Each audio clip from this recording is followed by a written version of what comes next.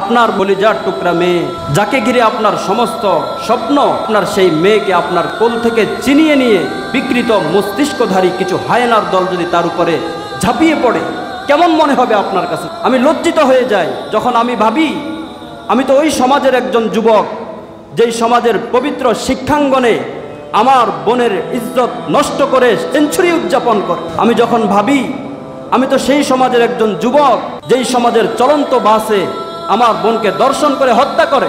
আমি যখন ভাবি আমি সেই সমাজের একজন যুবক, যেই সমাজে 4 জন সন্তানের সামনে তার মাকে ধর্ষণ করে, আমি লজ্জিত হই। আমি আত্মচিৎকার করে মরে যেতে ইচ্ছে হয় আমার সামনে আমার বোনের ইজ্জত লুণ্ঠন করা হয়েছিল, আমার ভূমিকা কি ছিল রব আমাকে জিজ্ঞেস করবে। তুমি একজন নারীর অভিভাবক হয়ে আরেক নারীর ইজ্জত লুণ্ঠন করা হয়েছিল, তোমার কি ভূমিকা ছিল জিজ্ঞেস করা হবে।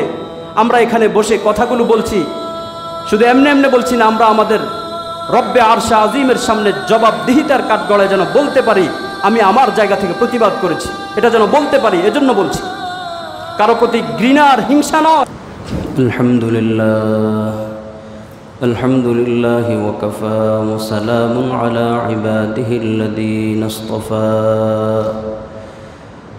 أما بعد فأعوذ بالله من الشيطان الرجيم. بسم الله الرحمن الرحيم. يا أيها الذين آمنوا اتقوا الله حق تقاته ولا تموتن إلا وأنتم مسلمون. صدق الله مولانا العظيم. درشد اللهم صل على محمد وعلى آل محمد كما صليت على إبراهيم وعلى آل إبراهيم إنك حميد مجيد. اللهم بارك على محمد وعلى آل محمد كما باركت على إبراهيم وعلى آل إبراهيم إنك حميد مجيد. সকলে মহান আল্লাহ পাকের দরবারে কালিমাতুশ শুকর আদায় করি, আলহামদুলিল্লাহ।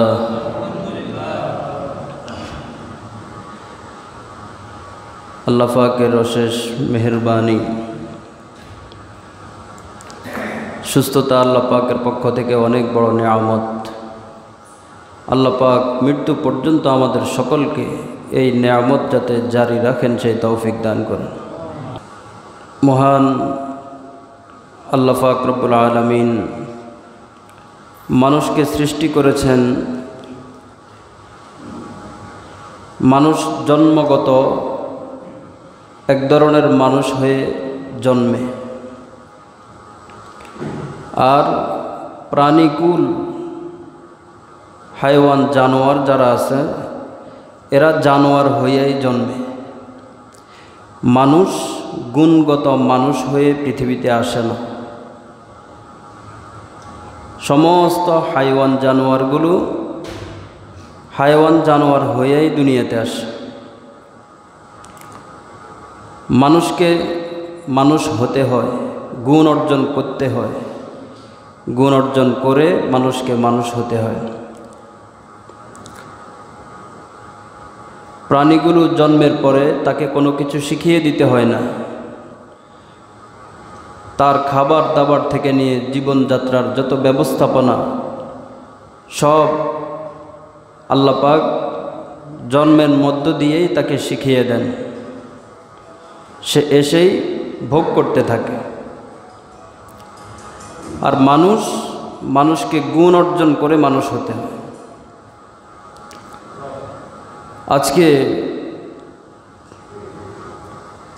সারা দেশে, সারা পৃথিবী বললেও ভুল হবে না, মানুষের নৈতিকতার যে পরিমাণ অবক্ষয়, বিশেষ করে আমাদের দেশে এত ভয়াবহ, এত দুর্দর্শ হয়ে গেছে মানুষ, কল্পনা করলেও অনেক সময় অনেক ভয়, আতঙ্ক হয়ে যায়। আইয়ামে জাহিলিয়ত, যেটাকে আমরা বর্বর যুগ বলি, সেই বর্বর যুগেও যে সকল বর্বরতা হতো, আজকের যুগে সব বর্বরতাকে হার মানিয়ে ফেলেছি আমরা। আইয়ামে জাহিলিয়তের যুগে মানুষকে হত্যা করা হতো। হাদিস শরীফে আছে, যিনি হত্যা করেছেন তিনিও জানতেন না কেন হত্যা করেছেন, যাকে হত্যা করা হয়েছে সেও জানে না তাকে কেন হত্যা করা হয়েছে। আজকের পৃথিবীতেও এমন হাজারো লাখো প্রমাণ পাওয়া যাবে, যারা হত্যা করেছে, খুনি, ওরা জানে না ওরা কেন খুন করেছে। যাদেরকে হত্যা করা হয়েছে তারাও জানে না কোন অপরাধে তাদেরকে হত্যা করা হয়েছে। সেই আইয়ামে জাহিলিয়তের মধ্যে আর আমাদের এই আধুনিক যুগের মধ্যে কোনো ব্যবধান নাই। কাজেই আমাদের এই আধুনিক যুগকে সভ্যতার যুগ বলা কোনো দিক থেকেই সাজে না। সে আইয়ামে জাহিলিয়তের যুগে নারীদের ইজ্জতের কোনো পরিবেশ ছিল না। নারীদেরকে ভোগের বস্তু, ভোগের পণ্য মনে করা হতো। আজকে সারা দেশের দিকে তাকিয়ে দেখেন, সেম অবস্থা। নারীদের ইজ্জতের কোনো গ্যারান্টি নেই, নারীদের ইজ্জত হেফাজতের কোনো সিকিউরিটি নেই। এমন এক ভয়াবহ পরিস্থিতি, প্রতিনিয়ত ধর্ষণ, হত্যা, গুম, খুন চলছে। তাহলে জাহিলিয়তের যুগে তারাও নারীদের ইজ্জত লুণ্ঠন করত, তবে আমাদের মতো না। আমরা এ বিষয়ে যত নিচে নেমেছি, সে বর্বরতার যুগ, অন্ধকার যুগ যাদেরকে আমরা বলি, তারা এতটা নিচে নামে নাই। তারা ধর্ষণ করত, ধর্ষণ করে হত্যা করত না। তাদের বয়সের সময়সীমার দিকে তারা খেয়াল রাখতেন। আজকে আমাদের এই সভ্যতার যুগ যাকে আমরা বলি, আপনি খেয়াল করে দেখেন, 9 মাসের শিশু বাচ্চা থেকে নিয়ে 70 বছরের বৃদ্ধা নারী পর্যন্ত তার ইজ্জত নিয়ে বসবাস করতে পারে না। এক একটা ধর্ষণ এবং হত্যার বিবরণ শুনলে দিল কেঁপে ওঠে, এতটা ভয়াবহ হয়ে গেছে, এতটা দুর্ধর্ষভাবে হত্যা করা হচ্ছে। জাহিলিয়তের যুগে এমন পরিবেশ তৈরি হয় নাই যে সন্তানের সামনে মাকে ধর্ষণ করা হচ্ছে, এমন পরিবেশ তৈরি হয়নি। সেই বর্বরতার যুগে বাবা মার সামনে তার যুবতী মেয়েকে ধর্ষণ করেছে, এতটা ভয়াবহ পরিস্থিতি তখন হয় নাই। সেই বর্বরতার যুগে ভাইকে আটকে রেখে বোনকে ধর্ষণ করেছে, এমন প্রমাণও পাওয়া যায়। স্বামীকে আটকে রেখে স্ত্রীকে গণধর্ষণ করেছে, এমনটার প্রমাণও পাওয়া যায়। কিন্তু আজকে আমাদের সমাজে আমরা কতটা নিচে চলে গেছি, কতটা ভয়াবহ হয়ে উঠছে আমাদের যুব সমাজ। যে যুব সমাজ জাতির শক্তি, সমাজের শক্তি, একটা সমাজের, একটা জাতির মূল স্পন্দন হলো যুব সমাজ। আজকে সেই জাতির যুব সমাজ এতটা নিচে নেমেছে চরিত্রের দিক থেকে, তারা বর্বরতার যুগের সকল বর্বরতাকে হার মানিয়ে দিয়েছে। তাহলে কোন দিক থেকে আপনি বলবেন এই যুগ সভ্যতার যুগ? কোন দিক থেকে আপনি এই যুগকে বলবেন এটি আধুনিক যুগ, এটি উন্নতির যুগ? কোনোভাবেই বলার সুযোগ নেই। যদি মনে করেন বড় বড় অট্টালিকা বানানো,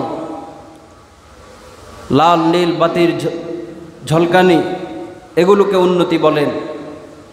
উন্নতির অর্থ যদি হয় রাস্তাঘাট পাকা করা, বিল্ডিং বাড়ি তৈরি করা, ভালো ভালো যাতায়াত ব্যবস্থা করা, উন্নতির অর্থ যদি এটা হয়, তাহলে বলতে পারেন এদেশ উন্নত হয়েছে। কিন্তু যদি উন্নতির অর্থ আপনি এটা করেন যে উন্নতির অর্থ হলো মানুষের জানমালের নিরাপত্তা, মানুষের মানবিকতার বিকাশ, উন্নতির অর্থ যদি হয় মানুষের ইজ্জতের হেফাজত প্রতিষ্ঠিত করা, উন্নতির অর্থ যদি হয় মায়েদের সম্মান এবং ইজ্জত প্রতিষ্ঠিত করা, উন্নতির অর্থ যদি হয় শিশু বাচ্চাদের ইজ্জতের হেফাজত করা, তাহলে আপনি এই যুগকে কোনোভাবেই উন্নতির যুগ বলার সুযোগ নেই, কোনোভাবেই নেই। সেই জাহিলি যুগের যত বর্বরতা আছে সকল বর্বরতাকে হার মানিয়েছে আমাদের এই যুগ। হাজার গুণ বেশি দূরে চলে গেছে আমরা, সেই জাহিলি যুগের বর্বরতা ছাড়িয়ে গেছি আমরা। কাজেই আমাদের এই যুগকে কোনোভাবেই উন্নতির যুগ বলা সাজে না। এতটা নৈতিক অবক্ষয় সারা দেশে চলছে। খুন, গুম, ধর্ষণ, লুটতরাজ, মদ, জুয়া, ক্যাসিনোর এক স্বর্গরাজ্যে পরিণত হয়ে গেছে সমাজ। কিভাবে বলবেন আপনি এই সমাজকে উন্নতির সমাজ? কোনোভাবেই বলার সুযোগ নেই।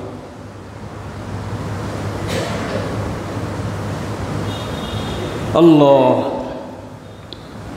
এর পিছনে কারণ কি? এতটা অবক্ষয়ের কারণ কি? ভালো করে চিন্তা করলে তিনটা কারণ খুঁজে পাওয়া যায়। আজকের আমাদের মানব সভ্যতার, মানব সমাজের যে বর্বরতা তৈরি হয়েছে, যে বিভৎস চিত্র আমাদের দেশের তৈরি হয়েছে, এটা চিন্তা করলে এর পিছনে কারণ পাওয়া যাবে তিনটা। প্রথম নম্বর কারণ হলো ধর্মীয় শিক্ষার অভাব, পরকালের ভয়, এই দুইটির অভাব। প্রথম নম্বর কারণ ধর্মীয় শিক্ষার অভাব, ধর্মীয় চিন্তা চেতনার অভাব, ধর্মীয় নৈতিকতার অভাব, পরকালের ভয়ের অভাব। এটি হলো প্রথম কারণ। ইসলামকে যত বেশি দূরে সরাবে, ইসলামকে যত বেশি বের করবে রাষ্ট্র থেকে, তত বেশি এই সমাজ ভেঙে পড়বে, এই সমাজ তত বেশি দুর্দর্শ হয়ে উঠবে, এই সমাজের চিত্র আরও খারাপ হতে থাকবে। দ্বিতীয় নম্বর কারণ যদি আপনি দেখেন, বিচারহীনতা। অপরাধীদের বিচার হয় না। 100 জন অপরাধ করলে 5 জনের বিচার হয়, বাকিদের বিচার হয় না। এগুলো আমাদের কথা না, মিডিয়াওয়ালাদের কথা।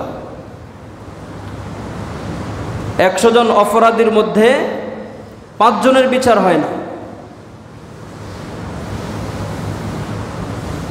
সময় টিভির এক প্রতিবেদনে বলা হচ্ছে,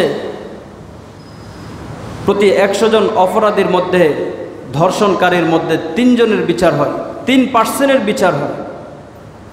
আর বাকিরা নেতাদের হেলোয় পার হয়ে যায়।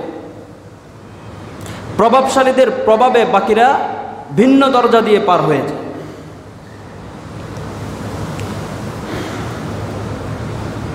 এই নৈতিকতার অবক্ষয়ের দ্বিতীয় নম্বর কারণ বিচারহীনতা। এদের বিচার কেমন হবে? আল্লাহ কোরআনে বলেছেন, ইন্নামা জাযাউল্লাযীনা ইউহারিবুনাল্লাহা ওয়া রাসূলাহু ওয়া ইয়াসআউনা ফিল আরদি ফাসাদা আন ইউকাত্তালুহু আও ইউসাল্লাবুহু। আও তুকাত্তা আইদিহিম ওয়া আরজুলুহুম মিন খিলাফ, যারা সমাজের মধ্যে ধর্ষণ করবে, নারীদের ইজ্জত নিয়ে টানাটানি করবে, মা বোনদের ইজ্জতের চাদর নিয়ে টানা হেঁচড়া করবে, তাদের বিষয়ে কোরআনে কারীম সুস্পষ্ট জানিয়ে দিয়েছেন এদেরকে হত্যা করা ছাড়া ভিন্ন কোনো বিচার করা যাবে না।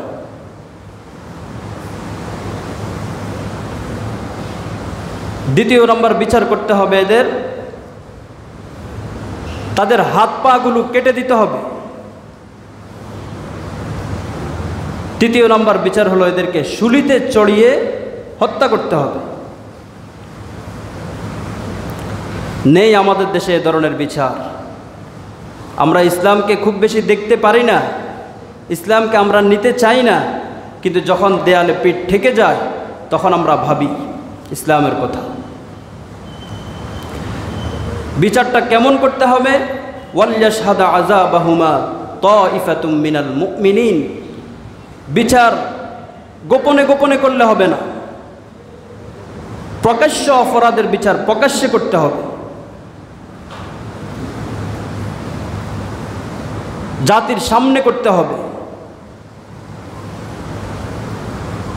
যেন পুরা জাতি এটা থেকে শিক্ষা নিতে পারে। বিচার এভাবে করতে হবে।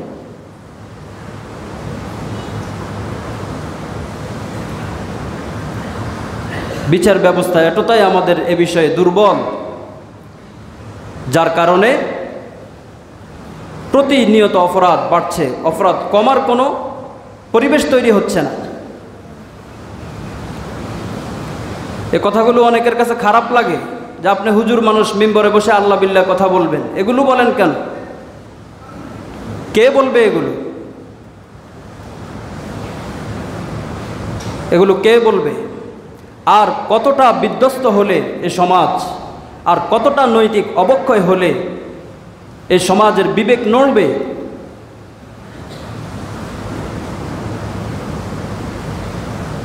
প্রতিদিন পত্রপত্রিকায় ধর্ষণের খবর, প্রতিদিন।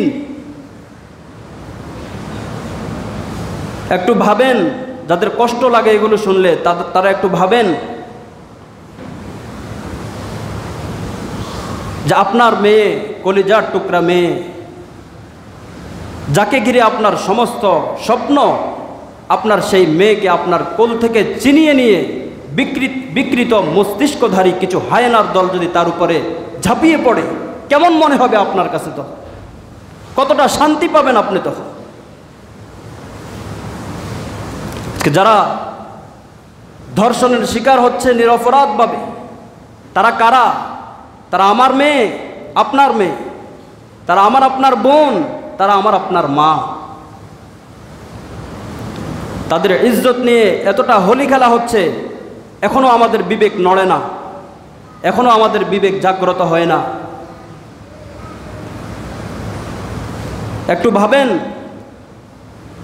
আমার তো ঘৃণ হয়, আমি লজ্জিত হয়ে যাই যখন আমি ভাবি আমি তো ওই সমাজের একজন যুবক, যেই সমাজের পবিত্র শিক্ষাঙ্গনে আমার বোনের ইজ্জত নষ্ট করে সেঞ্চুরি উদযাপন করে। আমি যখন ভাবি আমি তো সেই সমাজের একজন যুবক, যেই সমাজের চলন্ত বাসে আমার বোনকে ধর্ষণ করে হত্যা করে। আমি যখন ভাবি আমি সেই সমাজের একজন যুবক, যেই সমাজে 4 জন সন্তানের সামনে তার মাকে ধর্ষণ করে, আমি লজ্জিত হই, আমি আত্মচিৎকার করে মরে যেতে ইচ্ছে হয় আমার।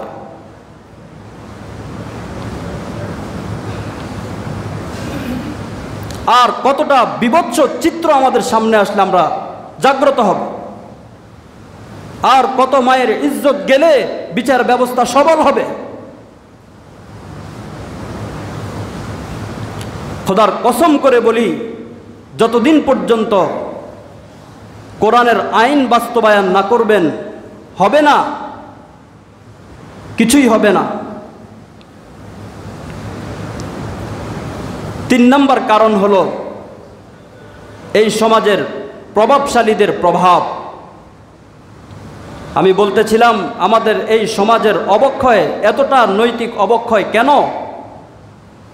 প্রথম নম্বর কারণ বলেছিলাম ধর্মীয় নীতি নৈতিকতার শিক্ষার অভাব। দ্বিতীয় নম্বর বিচারহীনতা। 3 নম্বর কারণ হলো প্রভাবশালীদের প্রভাব। আল্লাহর নবী বলেছেন, আমার মেয়ে ফাতেমাও যদি অন্যায় করে, কোনো চুরির অপরাধে যদি আমার মেয়েকেও অভিযুক্ত করা হয় আর তা যদি প্রমাণিত হয়, সর্বপ্রথম আমি আমার মেয়ের হাত কেটে দিব। আছে আমাদের সমাজে, এ আমার মতের, এ আমার দলের, এ আমার সমাজের, এজন্য 7 খুন মাফ, হাজারো অপরাধ মাফ। কিছু প্রভাবশালীদের কাছে আমরা জিম্মি হয়ে গেছি। এই হলো আমাদের অবস্থা। আর কতটা ভয়াবহ চিত্র আমাদের সামনে আসলে আমরা সচেতন হব। আমার তো কলিজা কেঁপে উঠেছে যেদিন 2 বছরের একটা শিশু কন্যাকে ধর্ষণ করে বাথরুমের ভিতরে গলা টিপে হত্যা করার চেষ্টা করা হয়েছে। সেই শিশু রক্তের ভিতরে সে চটপট করতেছে, আর একজন বাথরুম করার জন্য সেখানে গিয়ে দেখে শিশুটিকে যখন কোলে নিয়েছে, শিশুটি আকাশ বাতাস একসাথ করে কিছু একটা বলতে চেয়েছিল জিহ্বা নেড়ে, কিন্তু তার দেহ কিছুক্ষণের মধ্যে নিথর হয়ে গেছে। সে উচ্চারণ করে যেতে পারে নাই তার সাথে কি হয়েছে। 9 মাসের শিশু থেকে নিয়ে 70 বছরের বৃদ্ধাও এই সমাজে নিরাপদ নয়। এটা কোরআনের সমাজ না, এটা কার্ল মার্কস, মাও সেতুনার, লেনিনদের সমাজ, এটা আব্রাহাম লিঙ্কনের থিওরিক্যাল সমাজ। খোদার কসম করে বলি, যতদিন পর্যন্ত এই সবুজ বাংলায় মদিনার সবুজ গম্বুজের আদর্শ বাস্তবায়ন না করা হবে, ততদিন এই বর্বর নব্য জাহিলিয়তকে পরিবর্তন করা সম্ভব নয়। এতটাই মস্তিষ্ক বিকৃত হয়েছে আমাদের। কি হবে নামাজ কালাম দিয়ে? কি হবে এত জিকির আজকার দিয়ে? আমরা তো আমাদের মেয়ে নিয়ে সমাজে নিরাপদ নয়, আমরা আমাদের বোন নিয়ে সমাজে নিরাপদ নয়, আমরা আমাদের মার ইজ্জত নিয়ে সমাজে নিরাপত্তা বোধ করি না। কিসের সমাজ? ভেঙ্গে দেন এমন থিওরি, গুড়িয়ে দেন এমন সমাজ ব্যবস্থা, কায়েম করেন সেই সমাজ ব্যবস্থার উপর দিয়ে ইসলামী শাসন ক্ষমতা, কোরআনের আইন, রাসূলুল্লাহর আদর্শ বাস্তবায়ন করেন, শান্তি ফিরবে। সেই জাহিলিয়তের যুগে যেভাবে বর্বরতার যুগকে দাফন করেছেন ইসলামী আদর্শ, বর্তমানেও এই নব্য জাহিলিয়তকে ধ্বংস করতে হলে, এই নব্য জাহিলিয়ত থেকে পরিত্রাণ পেতে হলে ইসলামের আদর্শ বাস্তবায়ন করা ছাড়া দ্বিতীয় ভিন্ন কোনো থিওরি মতবাদ চিন্তা করলে কাজ হবে না। এবং এটাই সত্য। আমাদের বিকৃত মস্তিষ্ক ধারণকারী যে সকল ভাইয়েরা সমাজে ঘুরছেন, তাদের উদ্দেশ্যে রাসূলুল্লাহর একটি মেসেজ বলে দেই। যারা অন্যের মেয়ে নিয়ে পরিকল্পনা করেন, যারা অন্যের মাকে নিয়ে পরিকল্পনা করেন, যারা অন্যের মেয়েকে নিয়ে পরিকল্পনা করেন, তাদের উদ্দেশ্যে আমাদের রাসূলুল্লাহ সাল্লাল্লাহু আলাইহি সাল্লামের পক্ষ থেকে মেসেজ। এক যুবক রাসূলের কাছে এসে বলছেন, ইয়া রাসূলুল্লাহ, আমার জেনা করতে ইচ্ছে হয়, আমার ইচ্ছে হয় প্রতিদিন আমি জেনা করি, নারীদের ইজ্জত লুণ্ঠন করি, আমি এটা থেকে ফিরতে পারি না, বাঁচতে পারি না, এই খেয়াল থেকে আমি সরতে পারি না। রাসূল তাকে কাছে ডাকলেন আর বললেন, বসো, আমাকে একটা প্রশ্নের উত্তর দাও। তুমি যেই মেয়ের ইজ্জত লুণ্ঠন করতে চাও, তুমি যেই মায়ের ইজ্জত লুণ্ঠন করতে চাও, একটু চিন্তা করে আমাকে উত্তর দাও। তুমি অন্যের মেয়ের সাথে, অন্যের বোনের সাথে, অন্যের মায়ের সাথে যেই অপকর্ম করতে চাও, একটু মস্তিষ্ককে প্রশ্ন করো, তোমার বিবেককে একটু প্রশ্ন করো। একই কাজ তোমার মায়ের সাথে, তোমার বোনের সাথে, তোমার সন্তানের সাথে যদি কেউ করে, তুমি মানতে পারবা কিনা? লোকটি চুপ হয়ে নিচের দিকে তাকিয়ে আছে। রাসূল আবার বললেন, ভেবেচিন্তে জবাব দাও, আমি তোমাকে অনুমতি দিব, তুমি আমাকে ভেবেচিন্তে জবাব দাও। যেই কাজ তুমি অন্যের মেয়ের সাথে করার চিন্তা করছো, সেই কাজ অন্য কোনো পুরুষ তোমার মেয়ের সাথে যদি করতে চায়, তুমি কতটা বরদাস্ত করতে পারবে? যদি বরদাস্ত করতে পারো তাহলে তুমিও করো। কাজেই বর্তমান সমাজে এই নব্য জাহিলিয়ত বর্বরতার যুগেও সকল বিকৃত মস্তিষ্ক ধারণকারীদেরকে আমরা এই মেসেজ দিতে চাই, তোমরা যেগুলো করছো, যাদের সাথে করছো, গণধর্ষণ হত্যা যাদের সাথে চালাচ্ছ, ওরাও কারো না কারো বোন, কারো না কারো মা, কারো না কারো সন্তান। একটু ভাবো, যেই কাজ তুমি করেছো অন্যের সাথে, সেই কাজ তোমারও বোনের সাথে, মায়ের সাথে যদি কেউ করে, আর যদি তুমি সেটা বরদাস্ত করতে পারো, তুমিও করো, আর না হলে বন্ধ করো। কতটা বিভৎস, ভয়ঙ্কর, ভয়াল চিত্র আমাদের সামনে আসলে আমরা জাগ্রত হব। এগুলো বললে অনেকের মন খারাপ হয়। কেন মন খারাপ করেন? একটু ভাবেন, যা হচ্ছে, যেগুলো হচ্ছে, এগুলো যদি আমার মেয়ের সাথে হয়, আমার কাছে কেমন মনে হবে? সমাজ এতটাই বিধ্বস্ত হয়ে গেছে, কেউ আমাকে মেরে ফেলবে, গলা টিপে হত্যা করে ফেলবে, আমি বাঁচার জন্য আত্মচিৎকার করব। এরপরেও সমাজের কিছু লোক যে আত্মচিৎকার করতেছে বাঁচার জন্য, তাকে অপরাধী বলে। যারা গলা টিপে ধরছে তাদেরকে অপরাধী বলতে রাজি নয়। আমরা মিম্বর থেকে প্রতিবাদ করি কেন? আমাদের কণ্ঠরোধ করার চেষ্টা করা হয়। যারা অপরাধ করছে তাদের অপরাধগুলো পত্রিকায় পড়ে পড়ে সেগুলোকে ঢাকনা দিয়ে রাখে, এতটুকুই শেষ। যেই যুব সমাজ সমাজের স্পন্দন, সমাজের মূল শক্তি ছিল, সমাজ হেফাজতের, সমাজকে একটি চরিত্রবান সমাজ গড়ানোর প্রত্যয়, দৃঢ় প্রত্যয় যে যুবক সমাজদের কাছ থেকে এসেছিল, যারা এই সমাজকে জাহিলিয়তের সমাজ থেকে মুক্ত করে ধর্মীয় ইসলামী সমাজ হিসেবে গড়ে তুলেছিল, আজকে সেই যুব সমাজে আতঙ্কের কারণ হয়ে গেছে। নীতি নৈতিকতার কতটা অবক্ষয় হয়েছে বলেন। এজন্য জানোয়ার জানোয়ার হয়ে জন্মগ্রহণ করে, মানুষ মানুষ হয়ে জন্মে না, মানুষকে মানুষ বানাতে হয়। এর জন্য অভিভাবকদের পরিশ্রম লাগে, সামাজিক অবস্থান লাগে। আজ আমাদের সামাজিক যে অবস্থান, এখান থেকে কোনো মানুষ হবে না, সব জানোয়ার হবে, জানোয়ার। বিভিন্ন সংস্থার প্রতিবেদন দেন যে বিচার হয় না, না বিচার হয়, তবে যে বিচার হয় অন্যায় হিসাবে সে বিচার যথেষ্ট নয়। ওয়ালিয়াশহাদা আযাবাহুমা তাইফাতুম মিনাল মুমিনিন, প্রকাশ্যে ফাঁসি দিতে হবে, লাখো কোটি জনগণের সামনে বিচার করতে হবে, যাতে করে বাকিরা শিক্ষা নেয়। এটাই কোরআনের আইন।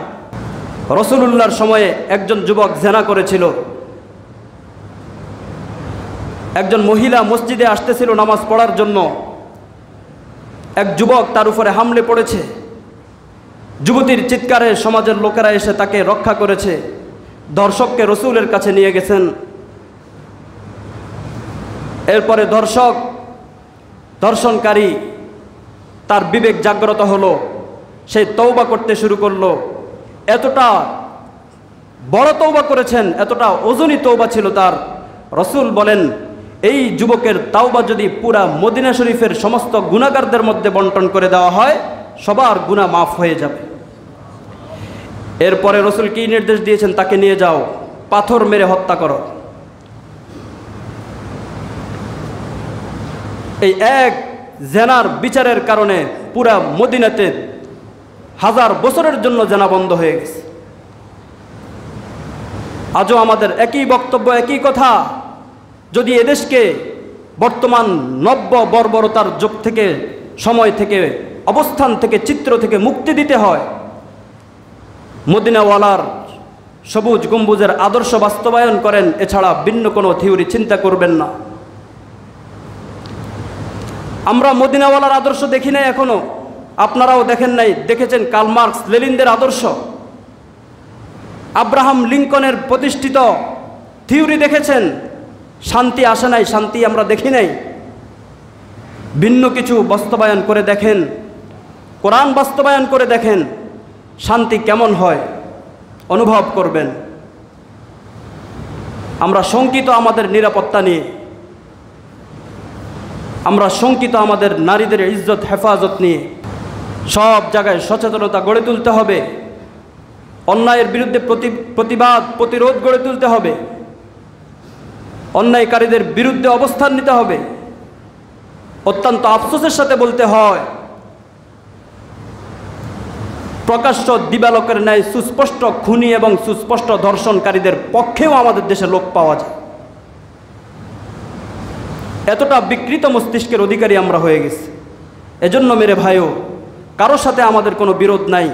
ক্ষমতা যার মনে চায় সে চালান, সেগুলো নিয়ে আমাদের কোনো বিরোধ নাই। যার মনে যেভাবে চায় সেভাবে চালান। আমাদের কথা হলো, আমরা নীতি নৈতিকতা আদর্শবান মানুষ দেখতে চাই, আদর্শিত সমাজ দেখতে চাই। এ ধরনের বিভৎস উলঙ্গ সমাজ, এ ধরনের ভয়ঙ্কর ভয়াল দৃশ্য সমাজ আমরা দেখতে চাই না। আমাদেরকে মুক্তি দেন, আমাদেরকে মুক্তি দেন। যদি বলেন মুক্তির থিওরি আমরা জানি না, আমাদের থেকে নিয়ে যান। যেই থিওরি দিয়ে বর্বর জাহিলি যুগকে সোজা করা হয়েছে, বর্বর জাহিলি যুগের কবর রচনা করে সেখানে আদর্শের গাছ রোপণ করা হয়েছে, সেই থিওরি বাস্তবায়ন করেন, শান্তির ছোঁয়া দেখবেন।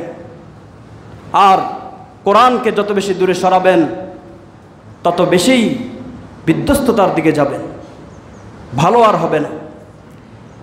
এজন্য সকলেই প্রত্যেকের জায়গা থেকে বিশ্বনবীর আদর্শ বাস্তবায়ন করার জন্য চেষ্টা করা, এটা ঈমানি দায়িত্ব। রাজি আছি তো আমরা এই দায়িত্ব পালন করতে হবে। জিজ্ঞেস করা হবে আমাদেরকে, আমার সামনে আমার বোনের ইজ্জত লুণ্ঠন করা হয়েছিল, আমার ভূমিকা কী ছিল? রব আমাকে জিজ্ঞেস করবেন। তুমি একজন নারীর অভিভাবক হয়ে আরেক নারীর ইজ্জত লুণ্ঠন করা হয়েছিল, তোমার কি ভূমিকা ছিল? জিজ্ঞেস করা হবে। আমরা এখানে বসে কথাগুলো বলছি, শুধু এমনি বলছি না, আমরা আমাদের রব্বে আরশে আজিমের সামনে জবাবদিহিতার কাঠগড়ায় যেন বলতে পারি, আমি আমার জায়গা থেকে প্রতিবাদ করেছি, এটা যেন বলতে পারি। এজন্য বলছি, কারো প্রতি ঘৃণার হিংসা নয়। ধর্ষণ আর দুর্নীতি লুটতরাজের স্বর্গরাজ্য করে ফেলেছে। কবে আমরা মুক্তি পাবো এখান থেকে? আল্লাহ আমাদেরকে হেদায়েত দান করুন, আল্লাহ আমাদের বুঝার তৌফিক দেন, আল্লাহ আমাদের সমাজকে আদর্শবান সমাজ গড়ার তৌফিক দেন, নিরাপত্তা সমাজ গড়ার ব্যবস্থা করে দেন, কোরআনের আদর্শ সংসদ থেকে নিয়ে পাড়া গ্রাম মহল্লায় পৌঁছে দেওয়ার তৌফিক দান করেন। যারা সুন্নত পড়েন না সুন্নত পড়েন। প্রকাশ্যে ফাঁসি দিতে হবে, লাখো কোটি জনগণের সামনে বিচার করতে হবে, যাতে করে বাকিরা শিক্ষা নেয়। এটাই কোরআনের আইন।